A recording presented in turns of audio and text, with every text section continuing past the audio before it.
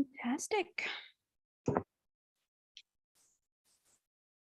We're live. We are live. We are live. We are live. We are live. Hello, everybody. Hey, everyone. Welcome, everybody. So good to see you. So nice to see you nice. Now we're going to ask that all the trolls who don't like the subject would be so kind and not and not leave any horrible comments, because we are sensitive beings, us Black Swans. Tonight is a fantastic night. I am so excited because it's the famous 3 year turning the famous 4. You have a special treat tonight with Coach Nadine out here in these amazing streets. Yes, representing Canada for us here tonight. And so good to have all the other coaches. Hopefully we'll have Coach Edwina. You never know, we might luck out. But that might mean that you've got no one in the comments talking to you like we have come to expect. Oh, really? Yeah. We'll always be in the comments. Right, I've got mine too. So I guess we'll all pitch in. So today our title is Love Beyond Borders, and this was really inspired by a request that was made on this channel. I believe it was under one of our videos, and the young lady requested, "Have you heard about this passport bros thing? What are your thoughts? What do you think?" And I thought, fantastic conversation to have. Now, if you don't know something about us, as we don't actually discuss these topics before we actually go live, because I think it's really good for us to have a hearty discussion and really get an idea of how we're all thinking about it and bring great insight. But of course, we're Black Swan coaches, so birds of a feather, they flock together. So we're hardly going to be way off each other, but definitely hoping that we will bring you insights. And so here we are tonight, ready to give you all what you need to understand migration, love and migration. Now, this is a really interesting topic because let me just break it down for you, for those of you who don't know what passport bros are.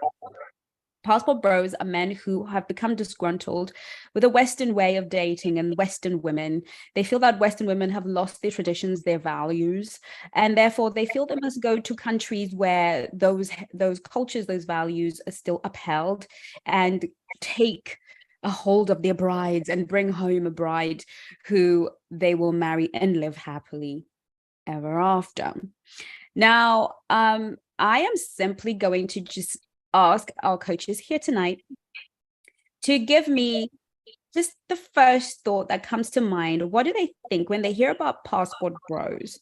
What do they think about that? Is that a good thing? Is that a bad thing? Is it something we should be encouraging? Should we go where we're celebrated? Should we go where we are valued? Or should we water the grass that we are standing on? Should we do more? Can we actually create love if we migrate for it?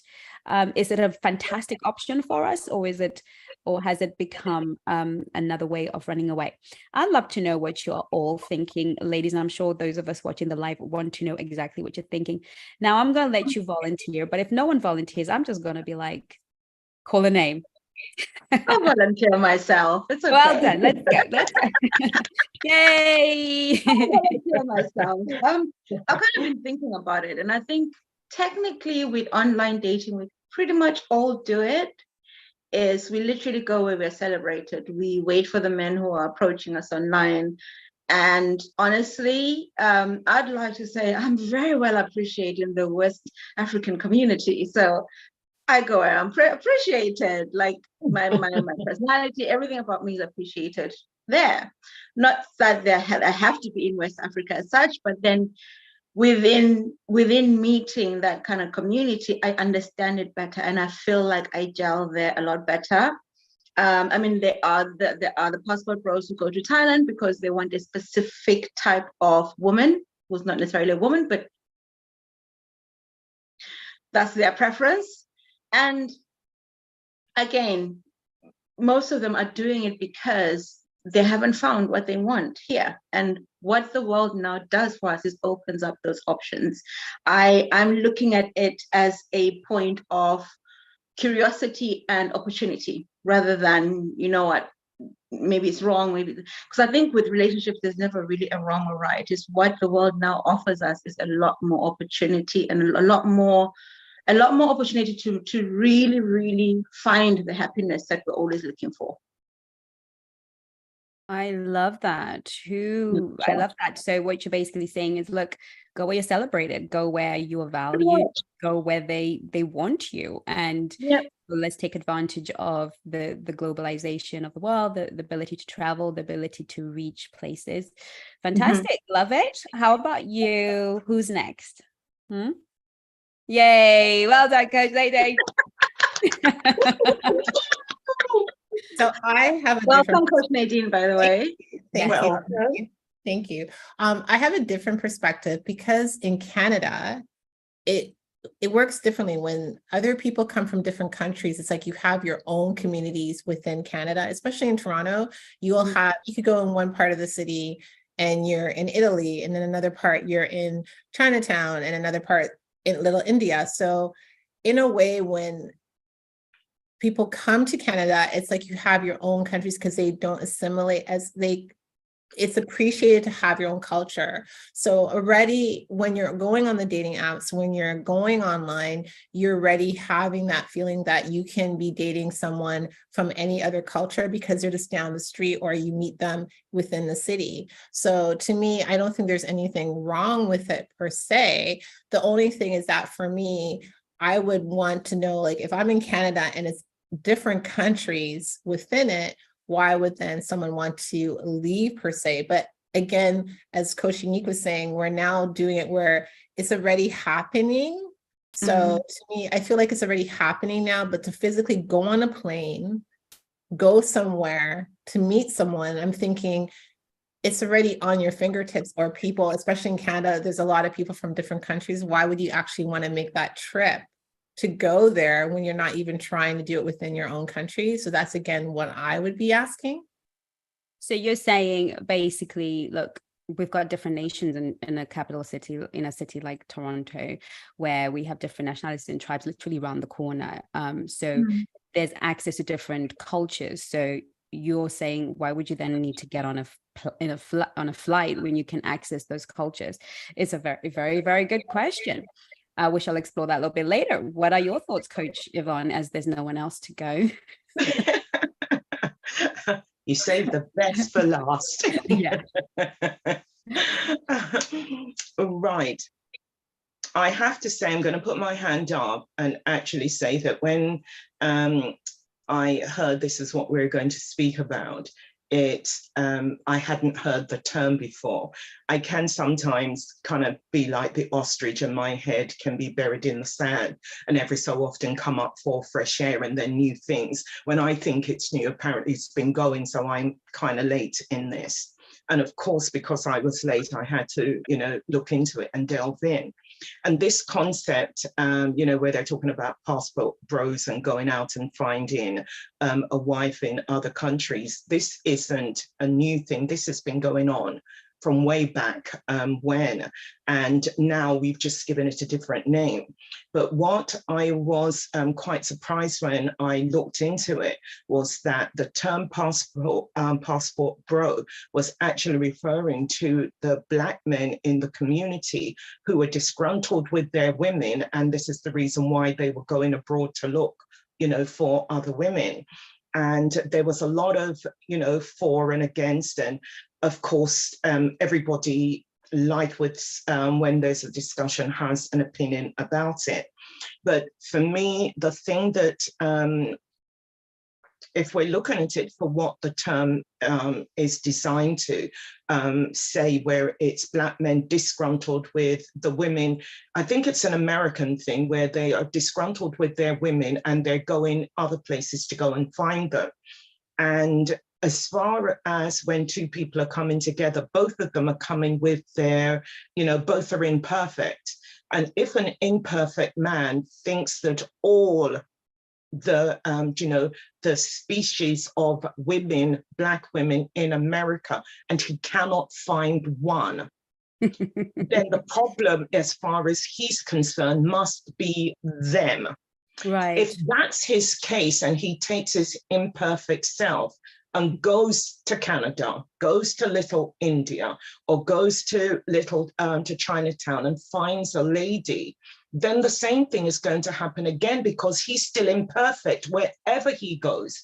throughout the earth. He's going to be imperfect unless he's done some work on himself. But I cannot believe in the whole of nearly 500 million population that is the United States, that you cannot find one Black woman that is going to hit your criteria and she's going to be there for you, unless I've got the concept totally wrong and I'm, doing them a disservice. But it just seems idiocy, really, to get on a plane to go and look for something, as you rightly said, Nadine, that there is there. It's just that you haven't found that one for you yet. Doesn't mean that you throw the baby out with the bathwater. Go to a different area. Don't get on a plane. I love that. I see your point. I think it's really powerful. I mean, you're still the same imperfect human, that you're going to take your imperfection to another culture and hope that they're going to ignore your imperfection. Basically, you don't know how to relate to women, and you want to see if there's a different breed of woman that can perhaps tolerate you. Now, I think that's a really, really valid point. Now, question again, ladies, the Western woman, let's assume it's also happening in the UK, because when America catches a cold, what happens to Britain is sneezes, we right? get pneumonia. America sneezes, we hand them the tissue. Oh, right. When America sneezes, we hand them the tissue, because it's an interesting dynamic. But I've heard British male men say that they think, I actually had a conversation with a gentleman not too while back, and he said, dating in England is horrific. It's horrible. It's hard to make a connection. There's a lot of competition. Women here require the world, the moon, and the stars. This gentleman has traveled all over the world, and he has met some really, as far as is concerned, incredible women. They're, way more submissive, morally more upright, in terms of, in that country, these women, they don't even stay out all night with you, because they'll say, I've got to go home to my parents. I can't be out all night. So more kind of contained, more, moral, sweet, virginal little creatures. Now, as women, we know that this may not be necessarily the case.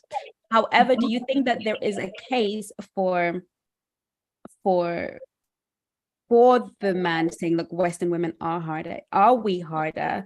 Or is it that the Western man no longer has the masculinity, the fortitude, the wherewithal to actually occupy his role? Because in these other countries, the poorer, so your currency is probably going to go further, and you can sort of feign, if that's the right word, providerness. And it might be easier to, if there's no such word as providerness, but let's hear.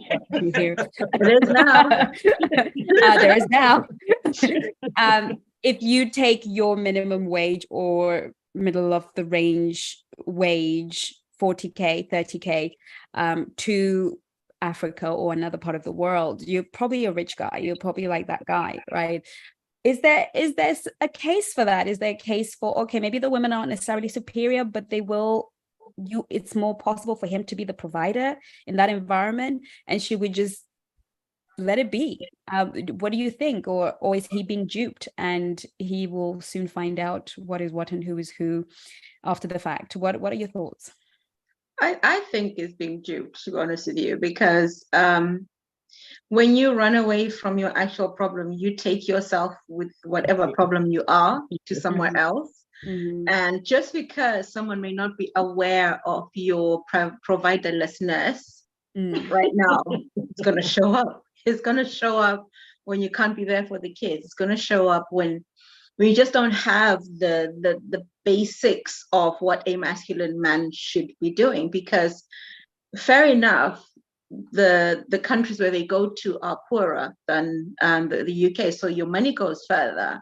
but there's a moral compass that comes with being in that place, whereas you may not have it, having grown up here in the West. I mean, coming from Africa and coming here, it's like there's certain things that you'd never catch me wearing, like a top, like a sleeveless top, like right now. In Zimbabwe growing up, you would never catch me wearing that as a grown woman. Well, I wasn't grown woman, I was 21. So from the ages of 13, I had to stop wearing trousers because it was seen as masculine. I remember going to church and my mom and not necessarily my mom, my grandma and all the aunties were telling me, now I need to start wearing skirts and longer skirts, anything below the knee, that kind of thing. There's a whole culturing to that aspect. Yes, you may look attractive because you're coming from the West. You may look attractive because, you've traveled. You look like this man of experience. To say, you look adventurous. But when you come in and you're in the culture, you're going to show up at some point. And I think what it is, again, I think it's really Generation X's fault and the baby boomers. We were also caught up in getting our voices heard and getting our freedoms heard, that we've forgotten the fundamentals of culture. We've forgotten the fundamentals of the moral thread that held us together anyway, the femininity, the masculinity, the roles. We've lost all of that. So in trying to regain that, we are regaining it from a standpoint that doesn't even have the foundation of it. So them going over, say, because there's different categories. There's the ones who will go over to Thailand. There are the ones who will go over. Even women do it as well.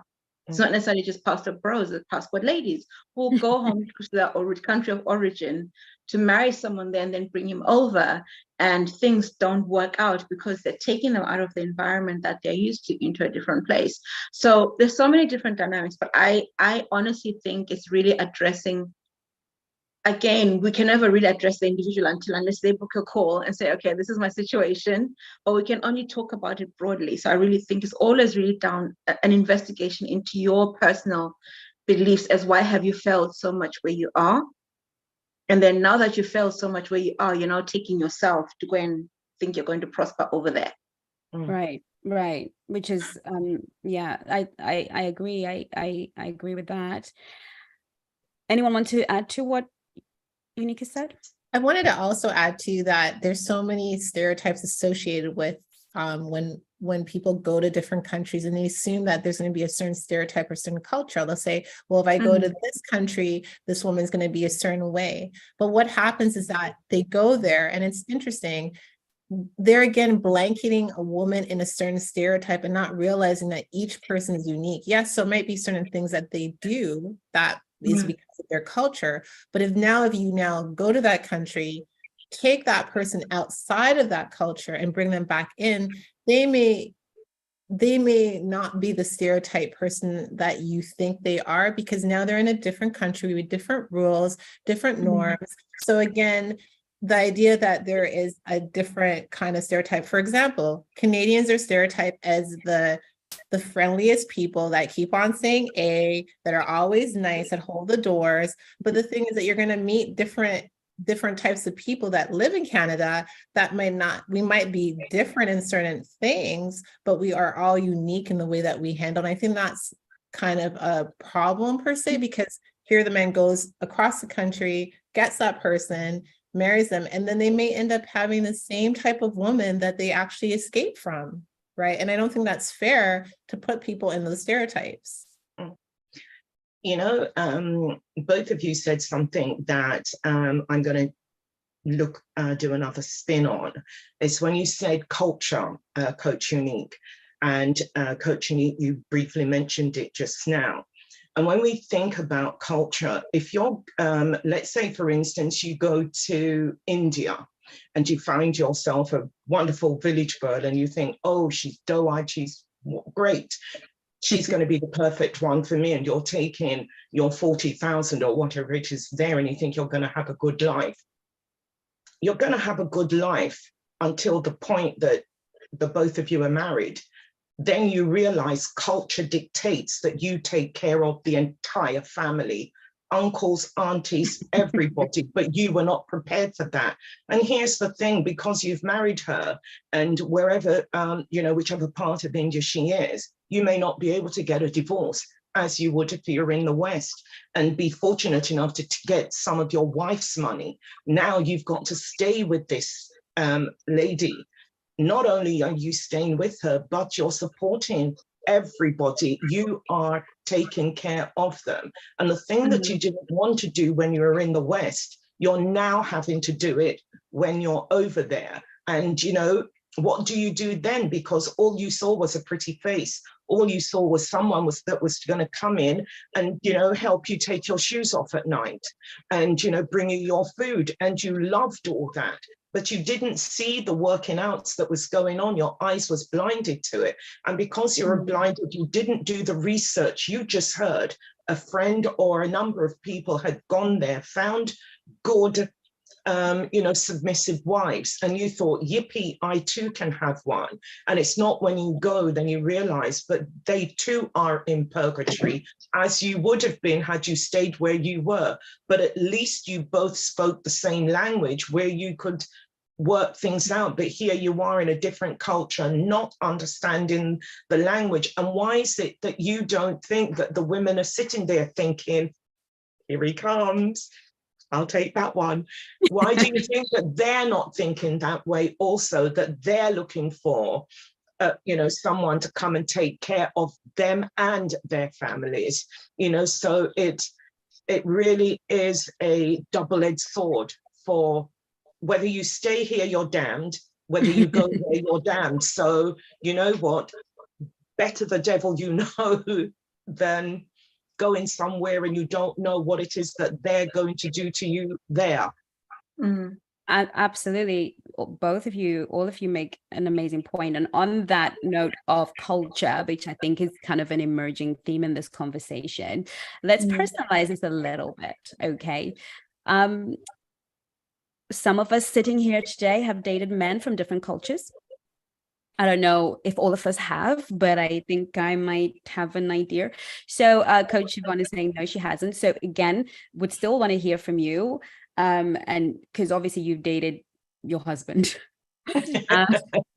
I'm sure there are many wonderful things to be said, and probably pros and cons to that, because we have to think of things like compatibility that we kind of needed to discuss. And culture is such a powerful thing. Coach Yvonne, you just said, look, in my culture, you marry me, you marry my mom, you marry my sister, you got to look after everybody. It's just that simple. I'm Zimbabwean, I'm Shona, and you can't just decide that it's my wife and my wife only. If you're going to marry me, you're marrying the whole family, and you'll be called upon to make a significant financial contribution in scenarios where it is required. So there's that, and so many other traditions that come with it. For myself, I remember dating a Caribbean gentleman, and he could not get it around his head that he had to pay a dowry. Like he didn't get around his head.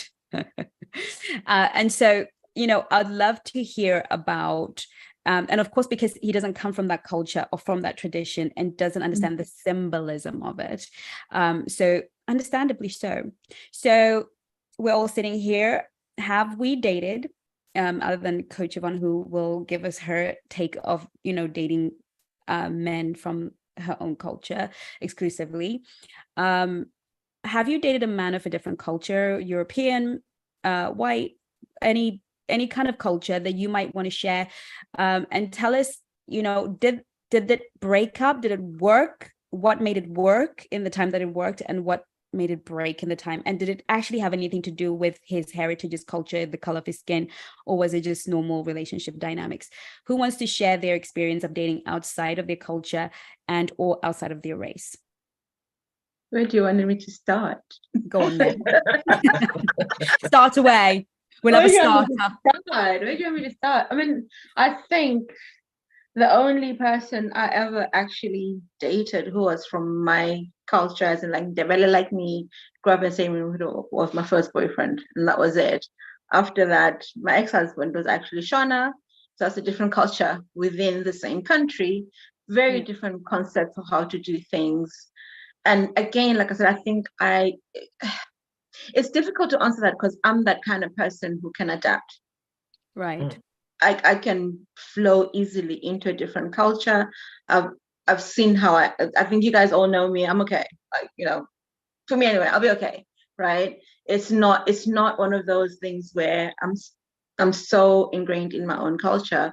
But I think what it is for me is because there are similarities. So most men I tended to date, it's not that I've chosen them, they've chosen me, because like I said before, you go where you're appreciated. And I tend to just date more Nigerian men or West African men. Right. I don't attract Zimbabwean men. I can't remember the last time ever being asked out by a Zimbabwean guy or Southern African men, because I guess my energy just doesn't attract them anymore, right? So personally, I think there's a lot of similarities, my culture and any Nigerian guy I've dated. There's certain things within the culture that are very similar.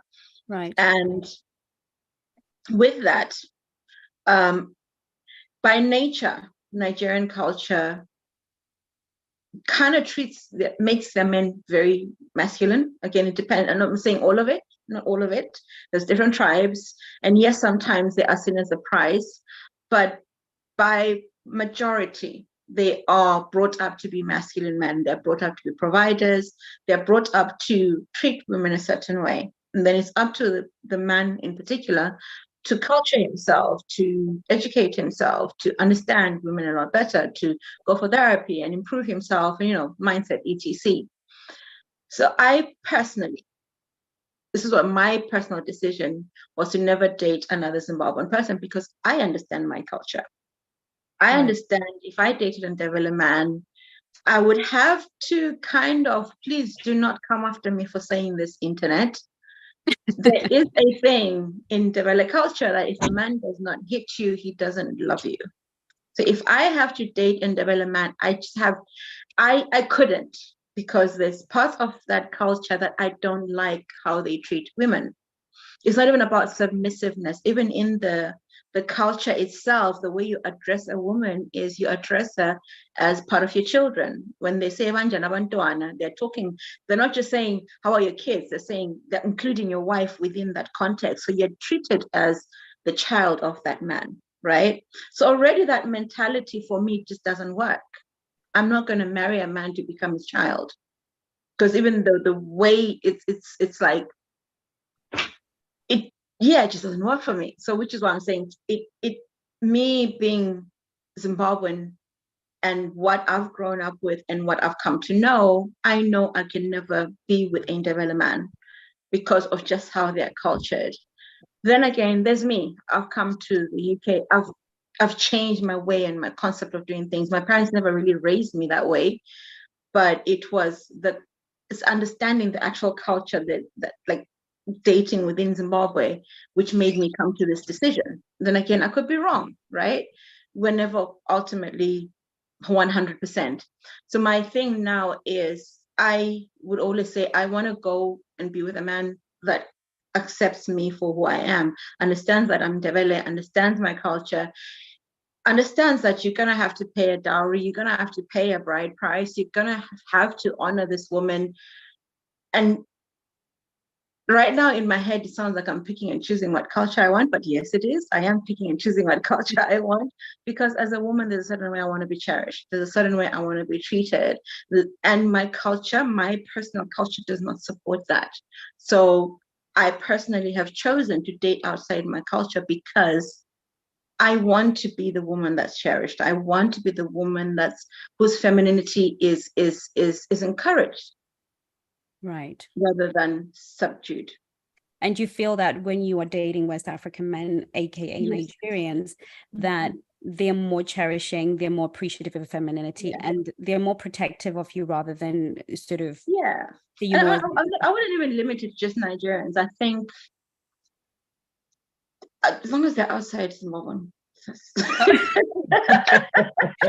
Okay, so again, we can empathize with the passport bros, because there is a kind of maybe perhaps the they understand how the Western woman is cultured, Mm. and that it might not be necessarily her fault, but she's steeped in a culture that makes it difficult for her to maneuver and honor him the way that he wants to be honored. Mm. And maybe is, you know, we're listening to you and we're thinking, okay, she's found a way to make that work. And yes, I'm sure there are cons, but you found a way to make it work for you. And in a way, you're a passport cis.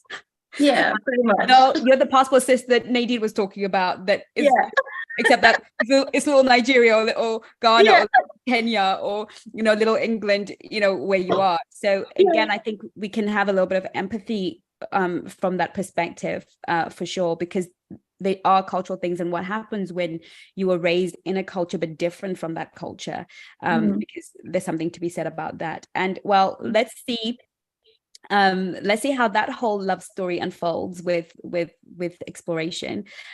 How about you, Coach Nadine? Dated somebody from outside of your race, culture, and what made it work for you? What made it amazing? What made it not so great? And, you know, tell us your story and your experience.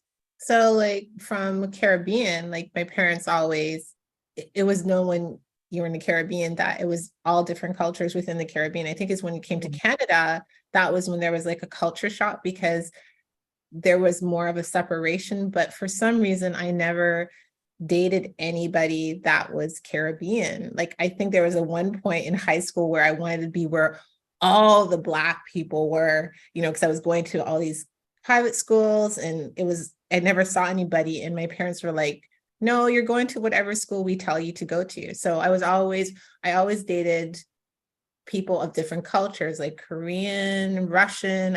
I was very open, but I found what the block was for most of it was never really with me, but it was more about their family traditions or what their expectations of with their family, because it's like some of them, again, coming from Canada, they were in their own little country. So we would hit a block if there was more of like what their parents expected, even if we were much older. It was like they wanted to fit in or have that typical kind of culture. And it was usually mostly Eastern European where I would find that block, where they would be like, you know, this is not going to work because I want A, B, and C. But again, we were both open-minded in a sense of like trying it because I was attracted to who the person was and what they were giving me. And there was I think I saw a movie one time where the person had dated someone from a different culture, and the man said to her, I love women of all races as long as the core is there. So I've always had this attitude where as long as I connected with you, you're okay. I never really gravitated to someone from Jamaica per se, right? But it was other Caribbean islands. But I found we would hit the roadblock if, again, their family didn't want to, you know, have me in there. But that's actually changed as I got older, because most of the men that do want to be with you, they don't really care about what their norms are. But in Canada, again, it's so different because we have little countries in one. So the attitude was different per se. So for me, I'm more now about who I connect with. But I was adamant before I would not date anyone Caribbean. But as I learn, it's not what their background is, it's how they make me feel and the core needs that are being met, right? Because as long as I connect with them, I'm good, right? Right. I love that. You make an excellent point, because we also have the issue of acceptance, because there's you and then there's them. And I think I was reading somewhere that the men in Brazil are now warning the women against passport bros. And then there were other cultures as well where the country is even making laws against passport bros, because they don't want their young ladies corrupted. They don't want these men to come in from one culture and corrupt their women, because a lot of these men, not all of them, but a lot of them are just losers within the Western world. And so they're hoping to be winners in another world. And what makes them losers in the Western world is going to manifest there. And, you know, I think the standard of masculinity in other countries is way higher than we even require here in the Western world. I also saw I think it was a TikTok from a South African girl who was I think she kind of went viral, where she was saying, passport bros, do not come to South Africa. We don't want your 50-50 situation out here in these streets. We don't do 50-50. So it's not like we're exporting the Western world's finest, you know. You know, we're kind of exporting the ones that don't want to pay, the ones that don't want to put effort, you know. So, you know, I think what's happening in the borders of different nations now is that they're closing their borders to that kind of trade, because the women, again, you know, so like Coach Yvonne said in the beginning, you know, you're taking your broken self to another culture to go and break it, right? Yeah. Because some of these women, you know, they don't sleep around. They're not allowed to. It's not part of, and then you give this women body counts that they got no business having, and then you bugger off because you can't change. You can't run from you. You can't run from your toxicity. You can only toxify everywhere you go. So we got to accept that. And I love the idea of acceptance. And for me, throughout all of my 30s, without exception, I only ever dated white English men. Okay. Trolls, don't come for me. Okay, going to become for. I think this one we're gonna have to turn off the comments on this one. Gonna be rough. It's gonna be rough. And for me, it was very much. I had been married prior to my ex-husband, who was half Nigerian and half English, but more English, raised to be more English. So my mother-in-law was white English. My ex-husband was more English than Black. And so it's a culture that I assimilated into very comfortably. And like Nadine, you know, I went to private schools, had more white influence than Black influence. So it's a world. And then my career here was more white than Black, because I was always the one Black girl in the whole white room. So circumstantially, it was just in the natural transition, because there were no Black candidates in my world, pretty much. I mean, I would have had to leave my natural expression of life and scour, and really had no a passport sis. Yeah, I'd have had to like go into little Africa, you know. And again, I you know, I'd left Zimbabwe when I was so young, and I even in my family of origin, I wasn't raised with Zimbabwean cultures per se, albeit they're part of the environment, and they do craft you as a woman. Things like kneeling before a man were things that were not allowed in my family, but they were standard issue in most Zimbabwean families. But my dad was very kind of modern and very, you know, different. And so assimilating to Western culture was really easy. And then finding my career led me into a very white space, made white men the natural kind of companion at the time. And honestly, they play the same games. I mean, they ghost and they do all the funny business, but I had no idea. And okay, they're going to come for me. I had no idea how insanely different it would be to date Black men. Because whilst I was with white men, I really thought that's how all men, Black, white, all of them are. Like, they're all gentlemen, they all pay the bill. I mean, the conversations I've had with dating Black men that never ever showed up when I was dating white men. You know, chivalry was standard issue, paying for dates was standard issue, making sure you were comfortable was standard issue. All of the etiquette, you know, if you stay over their place, then, you know, breakfast is on them and they take care of you, you're their guest at all times.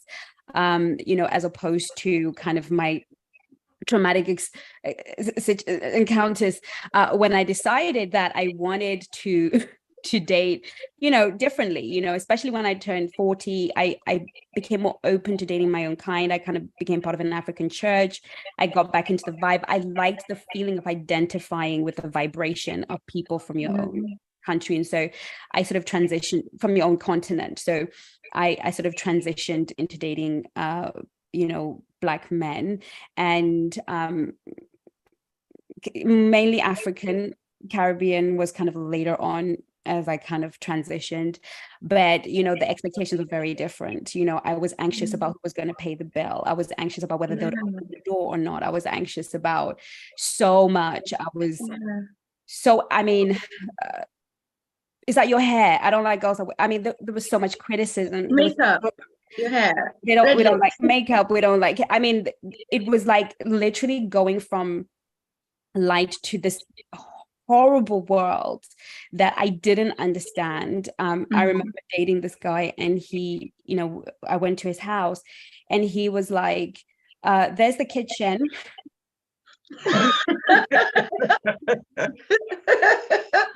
Oh, So I want you, you know, because, you know, I want you to get comfortable with, you know, because it's your home now. And so, you know, when my friends come in, you cook for them. And I was literally mortified. I was mortified because I was like, but I'm a guest in your home.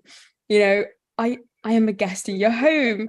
And he just did not understand. And, you know, again, I realized that the expectation, whether you stay over, they stay over, breakfast is on you. You better wake up early and get that breakfast ready. Whereas when I was dating, again, this is definitely within my Valley of the Shadow of Death years, I call it, you know, when I was doing, you know, I'm doing me and I don't care what anybody says. You know, the following morning with, you know, with an English guy, it would be, you know, okay, let's take you out for breakfast, or he'd be in the kitchen making breakfast. It was what I'd come to expect. In this other instance, it was, where's my breakfast? You know? So, you know, I know that I'm being unfair because I understand that they are very beautiful Black men who do behave so much better, that Yvonne will share with us her experience, you know, because she's obviously married one and has stayed with one for quite a while. But I definitely would say that I saw and felt a very, very harsh shift. With that being said, there were also great things about sharing culture. It was nice to be with a person who understood that this wasn't my hair. yeah. And not to try and run their fingers through it. You know, when I was dating Englishmen, I would have to say things like, oh, and by the way, you can't run your fingers through my hair. They'd be like, well, why not? Just don't do it. You know, and just certain things that you have to explain to an English guy that don't necessarily come naturally to his understanding. Little ways of being, little jokes. So for sure, dating Black guys had its pros. I felt like, again, you walk into a room and nobody stares because you're a mixed couple. So that was nice. Just not getting the stares, because when you're a mixed couple, everybody stares politely in England, but there's still the stare. There is the, you know, it's nice being in a room full of Black people and having the same similar jokes and enjoying the food. I love, you know, Black food, whether it's Caribbean, African, I love it. You know, just for me, as I've gotten older, obviously I'm kind of committed to dating a Black man. I'm still waiting for that amazing one. Hello, hubby. If you're watching, just make sure you call me. But make sure you're amazing. Okay, make sure you're amazing. But you know, but definitely, I saw felt definitely a massive difference. One had its pros, cons either way, but I also encountered something that Coach Nadine spoke about. Certainly, what sort of pivoted my decision to date my own kind is when I met an amazing gentleman. And, you know, we became friends. Nothing ever came of it, but we became great friends. And I kept kind of going through this pattern with my English boyfriends that was kind of always repetitive. When things were about to get real serious, real fast, they would kind of leave the building or behave really badly or whatever the story was. And I sort of said to him, I have no idea what is going on. Could you explain to me what is going on? And then he said, well, Chengi, I don't want to hurt your feelings or anything, but you're a lovely girl, but I want you to know that it's very difficult for us white boys to bring a Black girl home. And I was very grateful for him because I knew it took a lot. He said, look, if I were to take you home to my mom, she would be very polite. But I know that she would be disappointed. It's just what you're facing. Because to be honest, I was dating the white men that white women want to date. Okay, that is your kind of high value white guys, you know, that are wealthy and just creme de la creme. And I find that it only works when you're the Black girl dating the ones that the white community doesn't want. Then nobody questions them about, they just think, well, look, he got a woman, right? But but if you're kind of dating, you know, kind of high value white men, they just can't bring themselves to bring home the Black girl. And that was a tough pill to swallow. I think once they've had their marriages to white women and had white babies, it's okay if you marry the Black girl, because we've kind of done what we need to do. That was kind of definitely what I experienced in those years that I was sort of dating. And so it kind of made sense for me. And I thought, you know what, maybe there's value in really trying to be with, you know, with being with a Black guy and sort of needing to make some adjustments. So, you know, interracial dating isn't as glamorous, because I've heard so many Black women going, you know what, I'm just going to go white. It's not about just shifting race or culture. And there's definitely something to be said about shared culture. But like Coach Nate, Unique, I'm really not about that Zimbabwean guy necessarily either. So that's my interracial story. Let's see how that love story unfolds. I might end up with a Zimbabwean guy, who knows? How about you, Coach Yvonne? You haven't dated outside of your culture or your race. How has that been for you? It's been kind of interesting because I think I said last week I'm a couple of years older than you. Only a few months. Only a few months. I know. Okay, sorry. I am a few months older than you ladies. Yes. And when I first came in this country, I was 8 when I got here. And not only the school that I went to, you could count the number of Black kids that was in school. And when I left my primary school, went to my secondary school, it was still the same. And like you, Chengi, my first job, there was 3 Black people in the entire company, and we're talking a major organization. And then after that, I was the only Black person. So like you, I'd grown up with white people. But here's the thing, when you come from a Jamaican household, when we came here, my parents came and then we came afterwards. My father always said, when they're sending us back, make sure we're all going to the same place. And my father would always say to us, I'm not coming to Barbados to kill anybody for you. So we're all going back together. And the strange thing about it is that myself and my older sister and my younger sister, all of us married Jamaican men.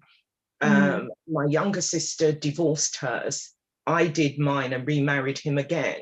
So even during the time that I was divorced, my husband was my first boyfriend.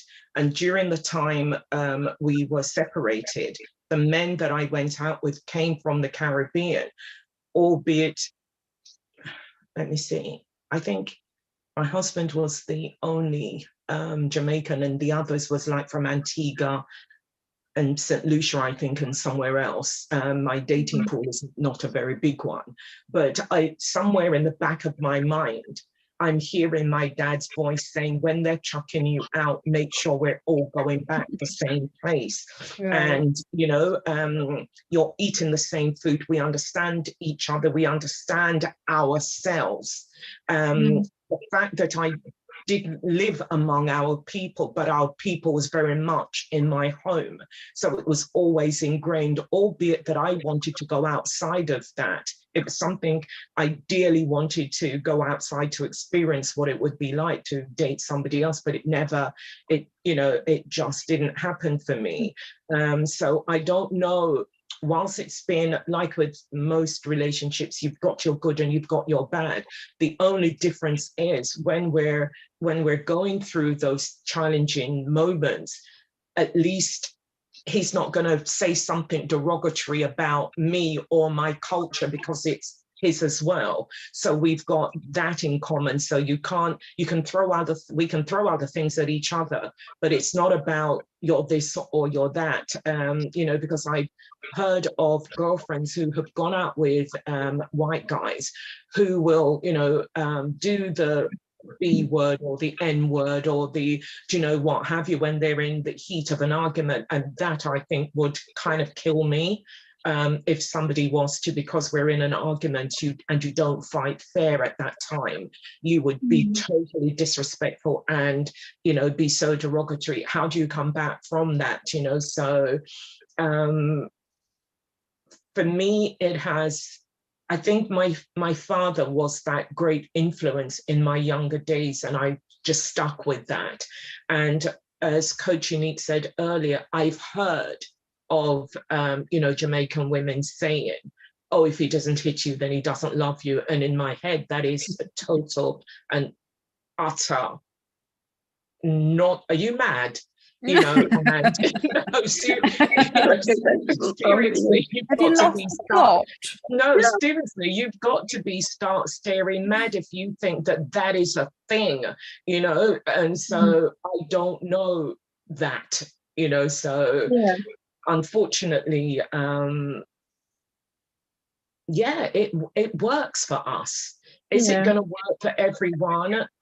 No, but for us, we found our groove and it kind of works. I know, albeit it's going to be a good number of decades in the future, then, we all gravitate back, don't we? You may say, Unique, that, I don't want to go back to Zim and to my culture. But, when you get into those, those advanced years and you just want the sun on your back, if he isn't Nigerian or Ghanaian or from one of the, African continents, do you go back to your own? What do you do then? I actually have something I was going to add to that. So I think something that we've actually not neglected, but I think age has a big part to play with it, and positioning, one, where you are in your life, where you're going, and age again comes under position, right? I think definitely now where I am, because I'm not necessarily looking to have any more kids, I'm looking to literally just have someone I can just get on with. And we're at those ages where most of our parents are not there anymore. It's not, I'm so far removed from my culture, even though I really appreciate my culture. I've lived outside of my culture for 23 years. It's so much so that it has the influence of what it had has gone down from 100% to almost 10 or 15. So, and the fact that I'm now positioned over here in the UK, the conversations I'm having with my parents are very different. It's more really on a cordial level. My parents, will maintain that kind of relationship. Even when I go home, it's more of, I think age plays a very big part in who you choose as a partner later on. Like all of us here are in our really late 20s. Really, really late 20s. Yeah. Late 20s. Yes. So 23. 1 or 2 decades past. Exactly. It means that we're not looking to build families, because I know, as a friend of mine who recently got married our last year, and I was asking the partner, like, why did you choose her? He was like, look, I just wanted a woman who wasn't really like me, understands our culture, wants to raise children. She hadn't had a child yet, but for her that was precious, because they wanted to build something based on their culture that would preserve their culture, right? And I admire that, because he stuck it out and they found each other. But whereas the perspective that we are talking from, personally, that is, I've been married, I've had my child, been there, done that. So it's like the relationship that you're now looking for. Yeah, I want to get married again, but I think you call it tailor-made relationships, so tailor-made marriages. So where you really get to create your own definition of marriage. So in a way, kind of bring it back to the passport bros. you will find that the ones that are doing that, they've tried it. They've tried it here, been there, done that. They've seen it doesn't work. So let me go and try it somewhere else. So I guess all of us, and after a certain age, end up becoming passport bros and sisters, because we are now looking for love in different spaces. I wouldn't have gone online dating years ago, but now I do easily, you know. And there's just certain places I would not have dated, or certain places where if I met someone, I just would not have even struck up a romance, because in my head I'm like, no, you're not even going to be able to come to the UK. You're not even going to go to Zimbabwe. You're not going to find anything amazing about Zimbabwe, so I'm not going to date you. So I think age plays a really big part now. And if you notice, the passport bros are older men, not normally, or older women who are wanting younger men, and it goes vice versa. And could I add something too? Because what you were both saying, Yvonne and Unique, was that I found myself, I'm so shocked. When I went to Jamaica, I never thought I would want to date Caribbean, but I literally went to Jamaica and was like, I want to be soaked in that culture. I think it was just, even though I was mostly in Canada, born in Canada, I think the culture from my parents, the reminiscing, and I guess because my parents had passed away, it was just like, it would just be nice to meet a Caribbean man, even if they planted themselves in Jamaica or in any other Caribbean. And I never thought I would have that desire. Like if someone told me a couple of years ago that I wouldn't, but there was something comforting being in Jamaica, to the point where even now I'm obsessed. Like literally I will be Jamaican food, Jamaican recipes. Like I just want to be immersed in it. And it'd be nice to be with someone that has a Caribbean background, that I don't have to worry or explain about certain things, or even infuse in the Caribbean. Like there's so many different cultures in Jamaica that are there, that even if someone is from the Caribbean, I would feel so more comfortable. And I didn't realize that I would kind of gravitate back to that, because I always thought I would never want to go home kind of per se, even though I was literally, I consider myself more Canadian than Caribbean. But Can I actually ask Coach Nadine a question? Do you think it was the Caribbean experience that made you change that? Say maybe when you came over to the UK, you had a very different experience, right? But do you think it was more about now being back in Jamaica? Say if you had gone on holiday somewhere else, maybe Zimbabwe for a change, do you think it might have influenced your decision then in that way? No, I think because I was there from an infant to 3, it is certain things reminded me. I felt very at home. I felt so comfortable in Jamaica, right? And like I felt like I was there. It felt like I never left. It was really interesting, and it felt a sense of peace. And I realized that's what I was missing per se, because I even noticed when I'm even in Canada, when I'm upset or I'm sad, I will make a Jamaican dish, or I will get Jamaican food, or I will. But I never thought that even the idea of me thinking of even dating a Caribbean man, I would open it, because before I was very closed off, but something made me want to be more open and say, it just feels like home. I feel comfortable per se. And it's still part of like, I'm open to anybody, but if I do end up dating a Caribbean man, marrying a Caribbean man, I'm for it. And I'm shocked that I would even say that, like, to myself, maybe as I got older.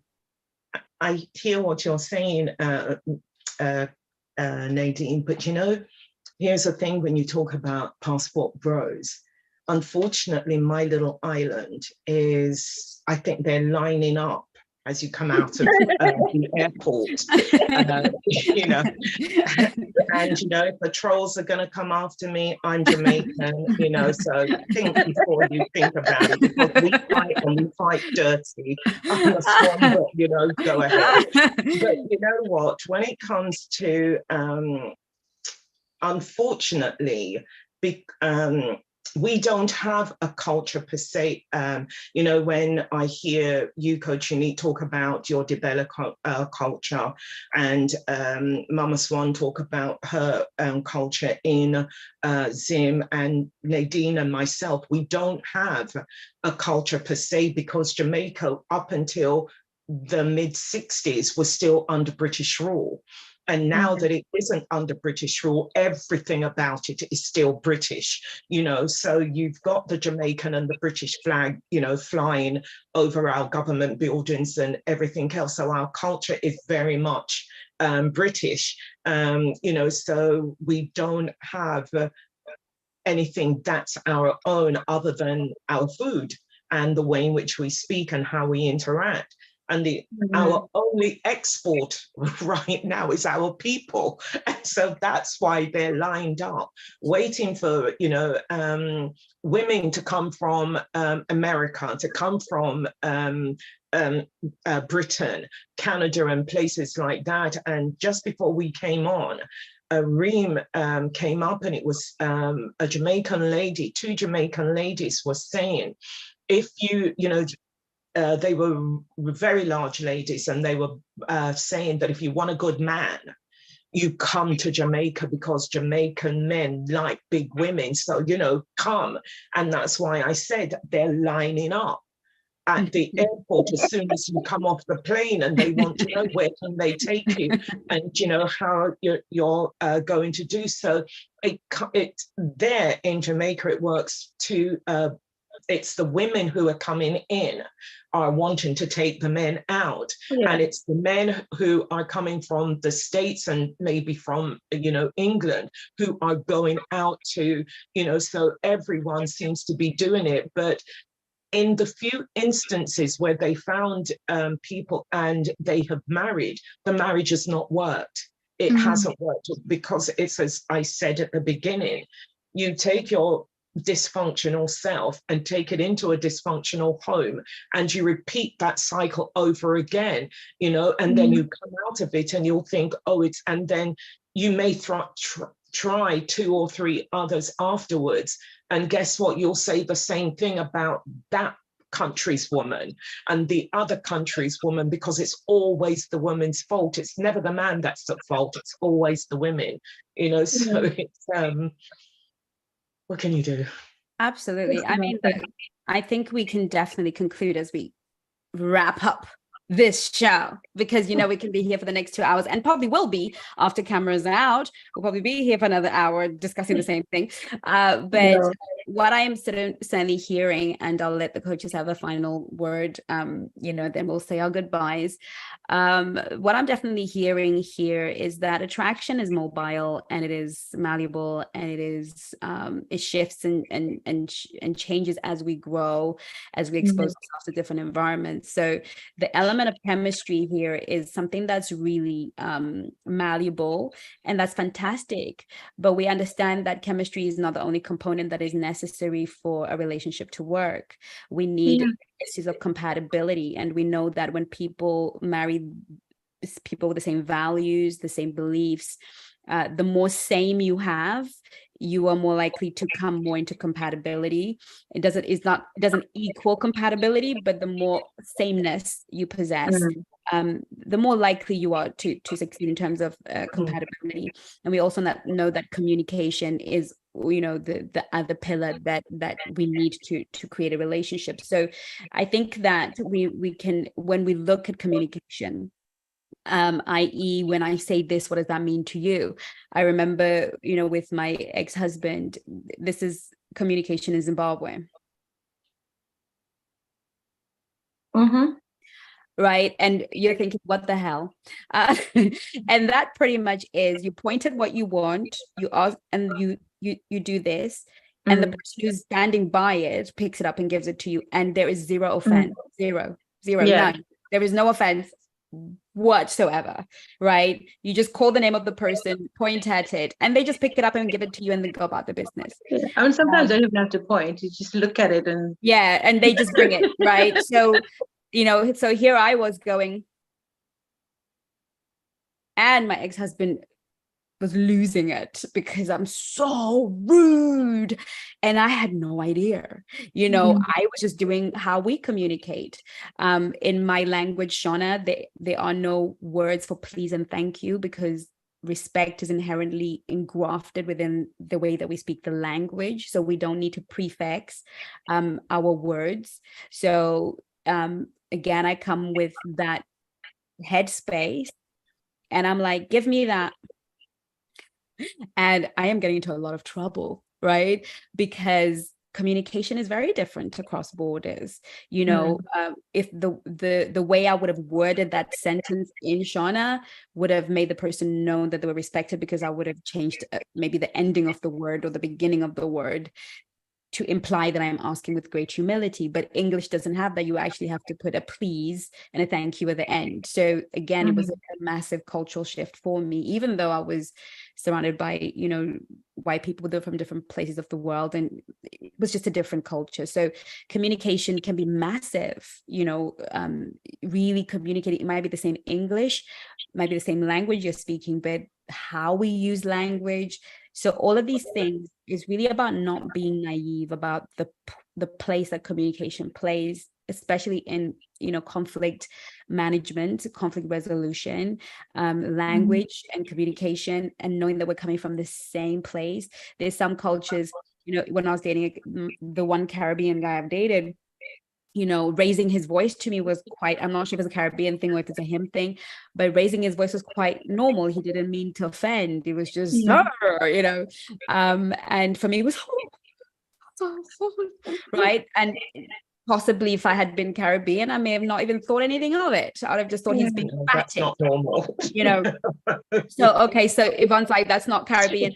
But again, I know that, let's use my culture. Yes, shouting is not a sign of rudeness necessarily.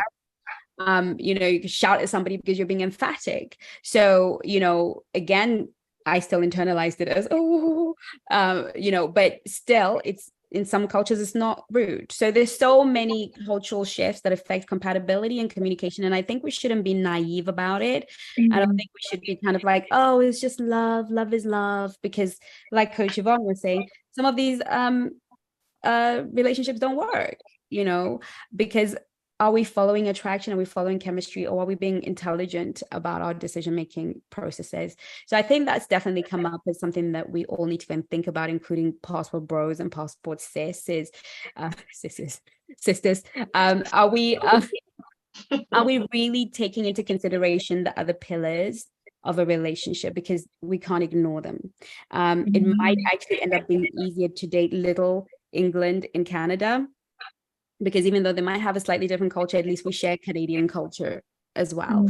It might be better to maybe date a Nigerian guy in England, because at least there's a sharing of culture, at least that English culture. So maybe we can go across culture, across race, but perhaps same nation, where we kind of have been conditioned similarly, perhaps. That is my thought on that, is maybe let's be open to love in whatever way, form, shape that it takes, whatever race, color, creed.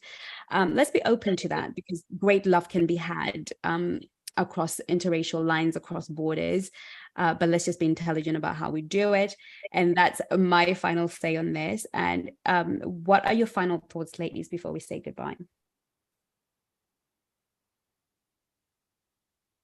Do you let Coach Yvonne go first? Okay. My final say on this is, let's not, because you've been unfortunate with 2, 3, 5, even 7 women, don't blame an entire race for a few. It's going to take more than one go. When you first learn to do something, let's say, for instance, I've been learning to drive since I can remember, and Mama Swan will tell you, every so often I go and I try again. And to the point where Mama Swan has said of this, her friend, you know what, I've come to the conclusion now that I'm going to be driving you wherever we go. She cannot ever envisage seeing me in my car driving. I've been doing driving on and off for years. Have I given up on driving? No. Have I said all cars are bad? No. Have I said all drivers are bad? No. We cannot go out with a few people and blame an entire nation or race and say they're bad. So because of this nation and race, I'm going to go somewhere else. So let's stop for a moment, take a breath, think what it is we're doing, and ask ourselves a question: can it always be them? And if your answer is yes, then I think you need to go and lay down in a dark room and stay there for a few days, and then come out and ask yourself that question again. And then you might realize that maybe I am doing something wrong. And then if that's the case, then we can begin to speak. And even we do coach men on this channel. So pick up the phone, give us a call. You never know, we may be able to give you some really great information that will help you to find the right person in your locale. Thank you, Coach Yvonne. Amazing point. Nice thought to consider. And that goes for girls as well.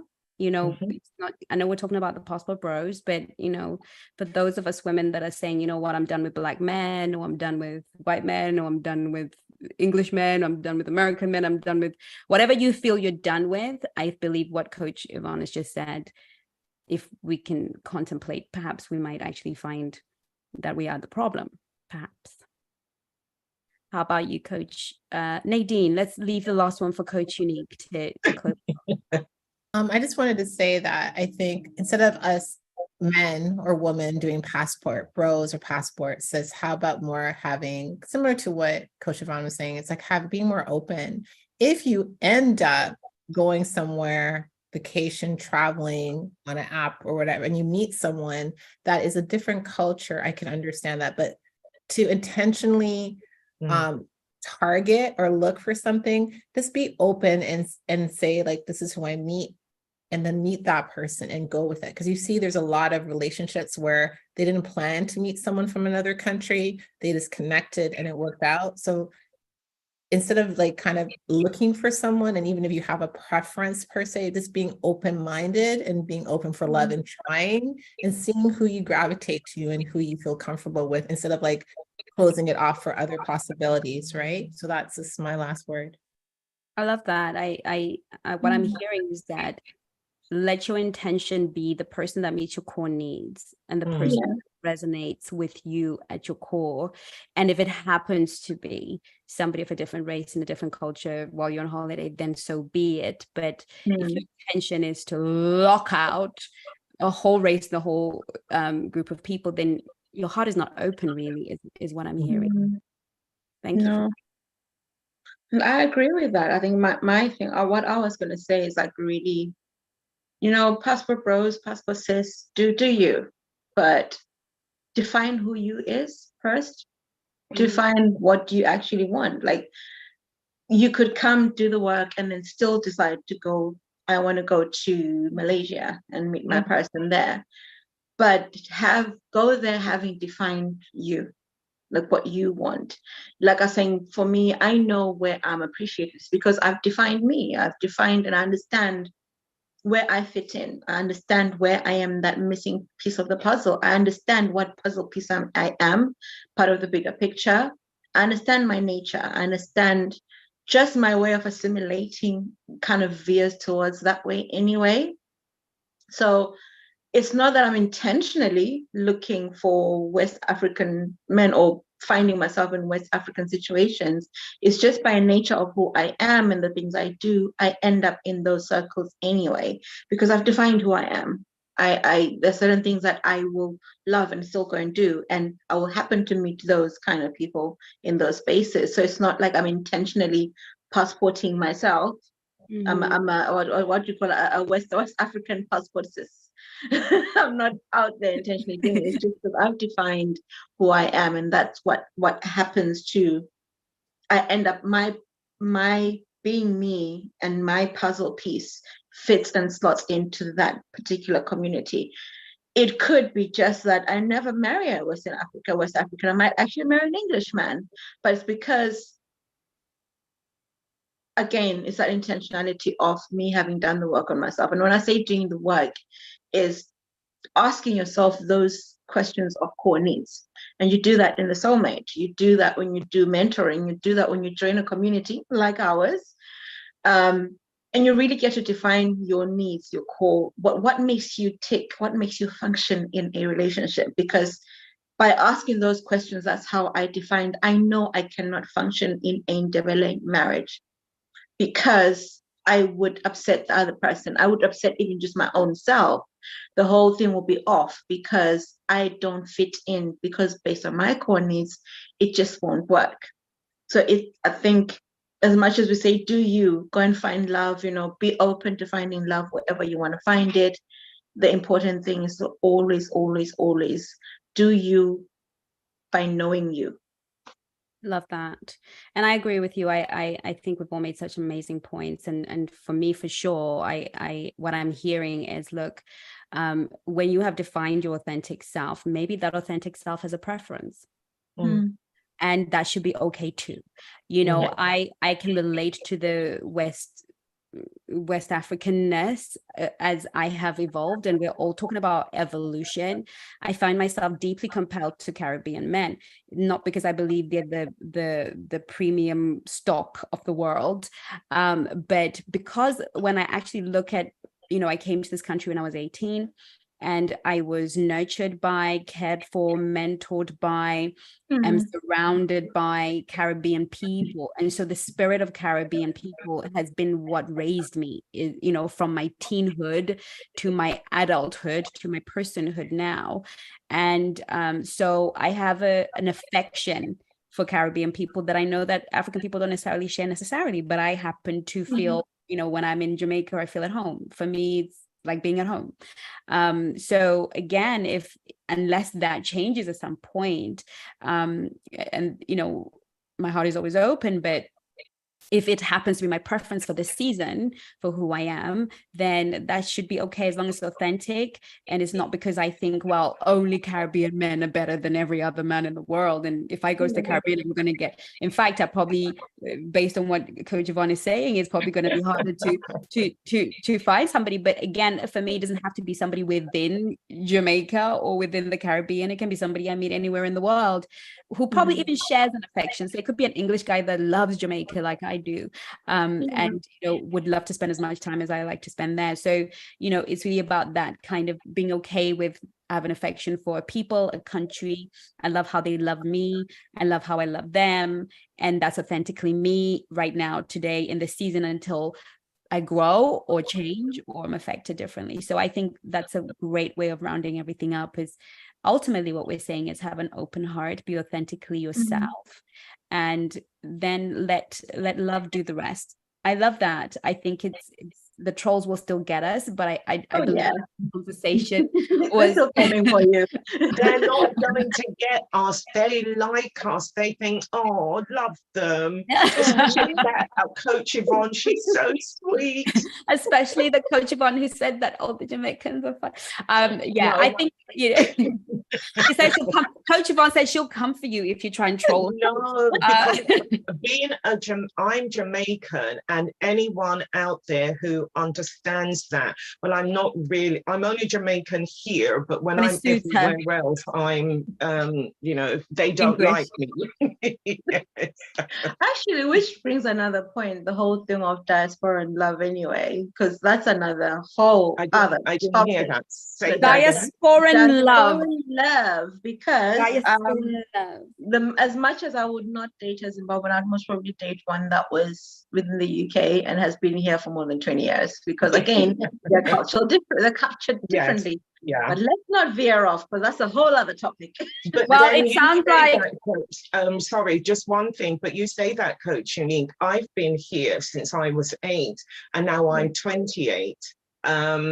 So what I'm saying is, I've been taken out of the country, but the country's still in me. So it could be a case of where he's, been here for, like me, a few years also. And that's what I'm saying. mean? Like it's there's a thing. I mean, all of us can all want to go home and everything, but there's just something about being in the diaspora when you've been taken. That could actually be your common thing. The fact that you grew up in Jamaica, I grew up in Zimbabwe, and I've come here, and you find commonalities within that because you're now building a new family structure compared to what you had back home. So again, sometimes really with relationships, really about finding your the things that bond you together, right? And it's not always culture. It's always just the things that you like, because we've all now developed, you know, if Coach Yvonne, God forbid, had to be single again, I'm so sure if she met some English gentleman who loved high tea and loved picnics in the park, and, you know, and loved a bit of Jamaican music and loved some white rum. Yes. And he looked like Brad Pitt, definitely.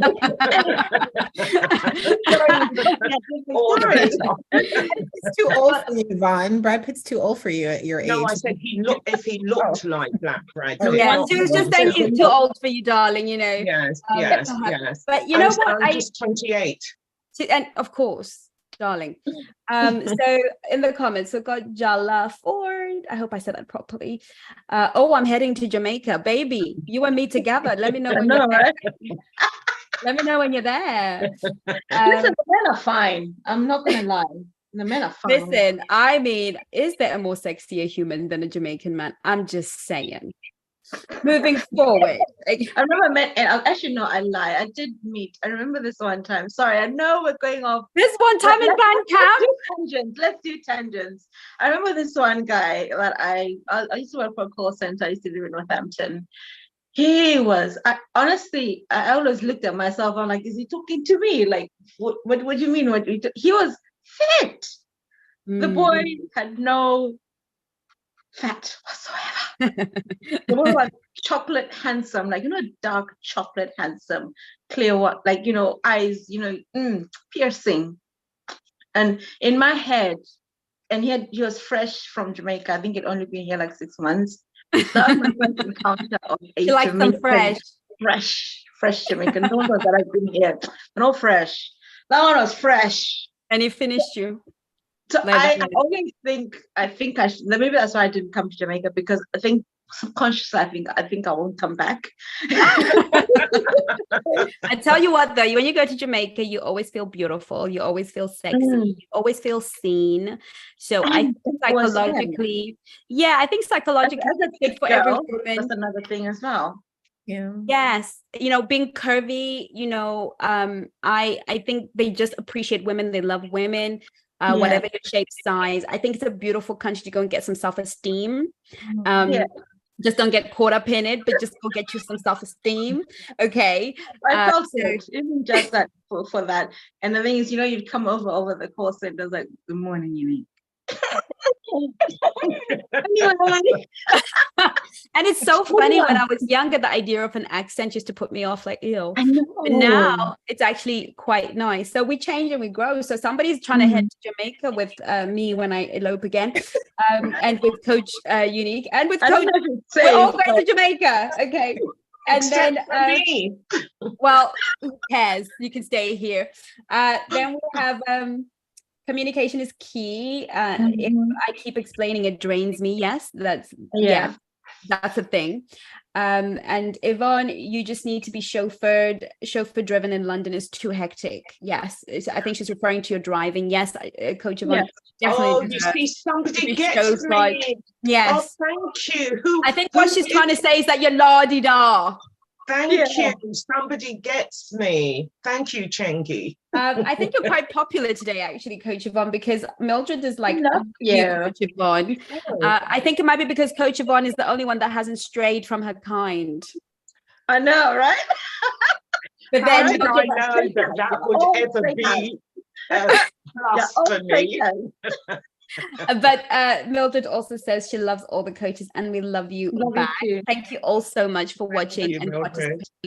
And, you know, just to let you know that we've got an event coming up, a retreat coming up, a digital retreat coming up on the 17th of June. So mark it in your diaries. It's going to be amazing. and just keep your eyes out for all of the stuff. But it's going to be fantastic. You're going to get a chance to really encounter all the coaches, be in their rooms, really get to know them and have a bit of fun with them. And we do have loads of fun here at the Black Swan Relationship Academy. We're just behaving because we know that we're being watched by grown-ups, and we have to be careful. Yes, we have to be careful with our public image, because one shan't be seen being less than a black swan. However, but of course, we are so grateful that you were able to join us. Loving having Coach Nadine here. She's been a wonderful addition. Don't you agree? Yes. And we will see you next week on our Tuesday night live show, where we'll be discussing something hopefully that you enjoy. Leave a comment under this video on the replay for those of you who've been watching it. And we will see you on our next video. In the meantime, from us, take care of you. Love you, everyone. Bye. Bye.